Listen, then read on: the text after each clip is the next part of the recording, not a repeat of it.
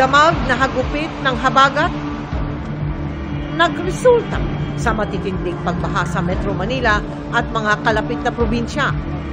Sasakyang lumusong sa baha, inanod sa Caloocan. Driver, bangkay na ng matagpuan habang kasama niya pinaghahanap pa. Mga commuter, magdamag stranded at naipit sa tumupod na traffic. Upo. Libo-libo na rin ang inilikas, kabilang ang ilang bata at senior citizen, pero sa kabila ng unos. Kasalan sa makasaysayang Baraswain Church, hindi natinag.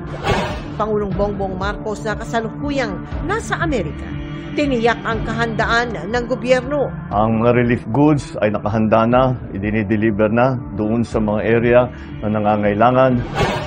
Pero di na lang habagat ang magpapaulan sa bansa dahil binabantayang low pressure area sa silangan ng Aurora naging bagyo na.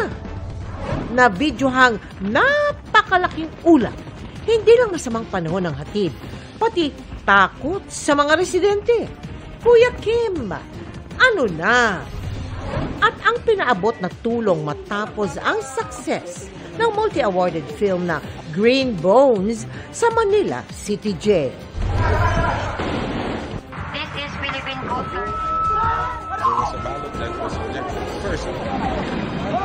Live mula sa GMA Network Center, ito ang 24 Oras.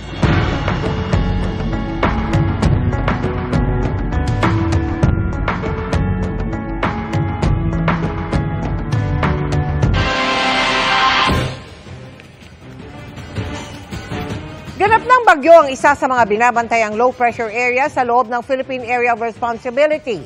Pinangalanan niyang Bagyong Dante na hahatak sa habagat at posibleng magpaulan hanggang sa mga susunod na araw. Bukod dyan, may dalawang LPA o low-pressure area pang binabantayan sa loob at labas ng PAR. Maulang gabi po sa inyong lahat, Luzon, Visayas at Mindanao.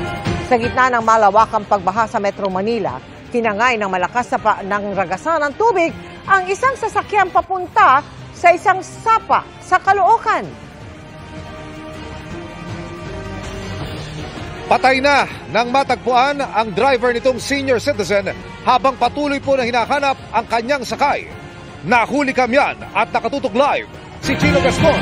Chino!